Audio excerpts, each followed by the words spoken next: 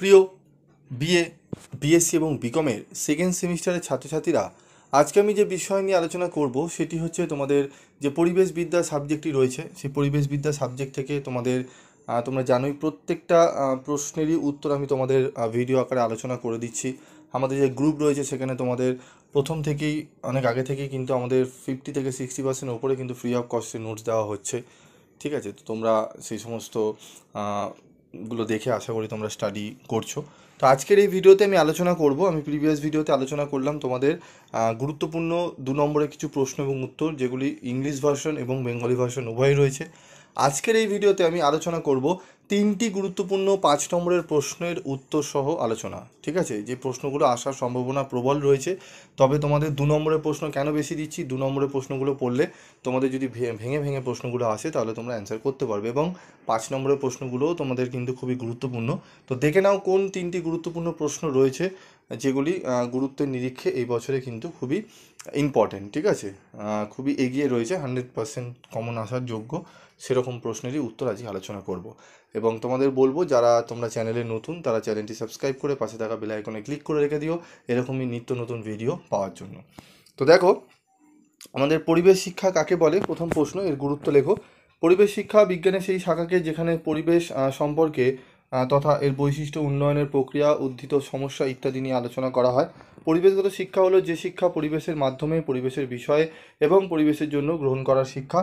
পরিবেশ শিক্ষার গুরুত্ব কি? জীব বৈচিত্র্য সম্পর্কে জ্ঞান লাভ করা, গঠনগত অভিযোজন সম্পর্কে ধারণা লাভ করা যায়, মানুষ ও পরিবেশের মধ্যে সম্পর্ক নিরূপণ করা যায়, জীবজগতের উদ্ভবের জ্ঞান লাভ করা যায়, মানুষের আচরণে পরিবেশের ক্ষতি সম্পর্কে জ্ঞান করা যায়, কোনো বিশেষ গোষ্ঠী বা সম্প্রদায়ভুক্ত জীবদের মধ্যে সম্পর্ক নিরূপণ করা যায়, কোনো নির্দিষ্ট ভৌত পরিবেশে জীবের গঠনগত অভিযোজন সম্পর্কে ধারণা লাভ করা যায়।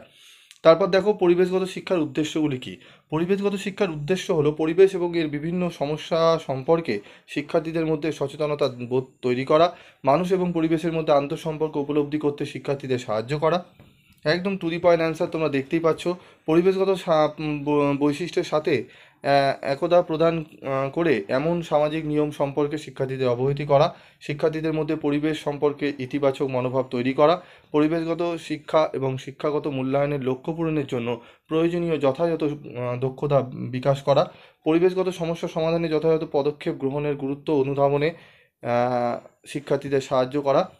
ঠিক আছে, পরিবেশগত সমস্যাগুলি উপলব্ধি করার জন্য শিক্ষার্থীদের মধ্যে প্রয়োজনীয় কৌতূহল তৈরি করা, যাতে তারা এই জাতীয় সমস্যার সমাধানের জন্য কাজ করতে অনুপ্রাণিত হয়। তারপর দেখো, পরিবেশ শিক্ষার সৃষ্টি উৎপত্তি ব্যাখ্যা করো। ঠিক আছে, জিন জ্যাক রুশো 1800 শতকের প্রথম দিকে পরিবেশগত শিক্ষার ওপর জোর দিয়েছিলেন। লুই অ্যাগানিজ একজন সুইস প্রকৃতিবিদ ছাত্রদের বই নয়, প্রকৃতি অধ্যয়ন করতে উৎসাহিত করেছিলেন, যা প্রকৃতি অধ্যয়ন নামে পরিচিত। তারপর দেখো, যা প্রকৃতি অধ্যয়ন নামে পরিচিত, যেটি 19 শতকের শেষের দিকে এবং 20 শতকের প্রথম দিকে ঘটেছিল। কর্নেল বিশ্ববিদ্যালয়ের প্রকৃতি অধ্যয়ন বিভাগের প্রধান অ্যানা বটসফোর্ড কমস্টোক ছিলেন প্রকৃতি অধ্যয়ন আন্দোলনের একজন বিশিষ্ট ব্যক্তিত্ব। তিনি 1911 খ্রিস্টাব্দে প্রকৃতি অধ্যয়নের জন্য হ্যান্ডবুক লিখেছিলেন, যেখানে শিশুদের সাংস্কৃতিক মূল্যবোধের ওপর শিক্ষিত করার জন্য প্রকৃতিকে ব্যবহার করেছিলেন। আন্তর্জাতিকভাবে পরিবেশগত শিক্ষা স্বীকৃতি লাভ করে যখন 1972 খ্রিস্টাব্দে সুইডেনের স্টকহোমে অনুষ্ঠিত মানব পরিবেশের ওপর জাতিসংঘের সম্মেলন ঘোষণা হয়েছিল যে পরিবেশগত শিক্ষাকে বৈশ্বিক পরিবেশগত সমস্যা মোকাবিলার একটি হাতিয়ার হিসাবে ব্যবহার করতে হবে। ঠিক আছে, তো দেখো 3টে প্রশ্নের উত্তরই একদম টু দি পয়েন্ট অ্যান্সার আমি তোমাদের আলোচনা করলাম 5 নম্বরের জন্য।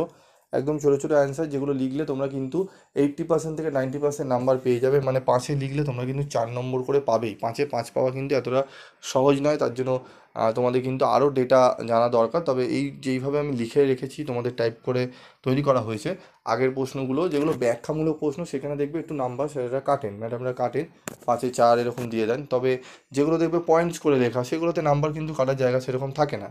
ঠিক আছে, তোমাদের 5 নম্বর তো 4টি প্রশ্ন আসবে, তোমরা যদি 4-4 করেও এখানে ধরো তাহলে তোমাদের 16 নম্বর কিন্তু এখান থেকে অনায়াসে উঠে আসে। এবং মেন তোমাদের জোর দিতে হবে 2 নম্বরের প্রশ্নগুলো, কারণ 2 নম্বরের 10টি থাকে 20 নম্বর, 20তে 20 সেখানে তোলা যায়। ওখানে যদি আমরা 20তে 20 তুলতে পারি এবং এখানে 16, আমাদের কিন্তু এখানেই হয়ে গেল 36। এবং এমসিকিউ আমি ধরে নিলাম 8টা পারলাম, আর আমাদের কিন্তু অনায়াসে আমরা 50-এ কিন্তু পার করে দিতে পারি, মানে 80% নাম্বার আমরা কিন্তু করে দিতে পারি। আর যদি তোমরা দু একটা পয়েন্টস বাড়াতে পারো, তাহলে দেখবে তোমাদের কিন্তু 40 থেকে 45%, মানে 90% নাম্বার অবধি তোমরা পেয়ে যাবে। গতবারে কিন্তু আমাদের কয়েকজন স্টুডেন্ট কিন্তু এরকম নাম্বার পেয়েছিল।